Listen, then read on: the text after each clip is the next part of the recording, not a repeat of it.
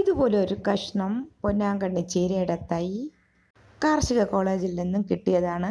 അതുകൊണ്ട് ഈ ഒരു ചെറിയ പീസ് പല കഷ്ണങ്ങളായിട്ട് 1/2 ഇഞ്ച് വീതം ഞാൻ മുറിച്ച് കുത്തി വെച്ചാണ് ഇതുപോലെ വീട് നിറയെ പൊന്നാങ്കണ്ണി ചീര ഉൽപ്പാദിപ്പിച്ചത്. 1 വർഷം മുമ്പാണ് ഇതെനിക്ക് ലഭിച്ചത്.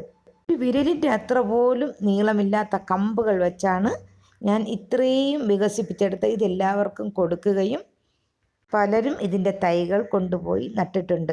ഈ കളറിൽ വേണം ഇത് പറിച്ചെടുക്കാൻ. മുറ്റിപ്പോയാൽ ഇത് വയലറ്റ് കളറായാൽ ഇത് കഴിക്കാൻ ബുദ്ധിമുട്ടാകും, തോരൻ വയ്ക്കാൻ. അതുകൊണ്ട് ഇത് പറിച്ച് ഞാൻ ഉണക്കി പൗഡറാക്കി മുട്ട പൊരിക്കുമ്പോൾ അതിലിട്ട് കഴിച്ചാൽ നല്ല പോഷകമാണ്. ഇതിൻ്റെ ഒരു കമ്പ് പോലും കളയാറില്ല. ആ കമ്പെടുത്ത് വേറെ ഭാഗങ്ങളിൽ കുത്തി നിറയെ വീട് നിറയെ ചട്ടികളിലും ഒക്കെ ഞാൻ നട്ടുപിടിപ്പിച്ചിട്ടുണ്ട്.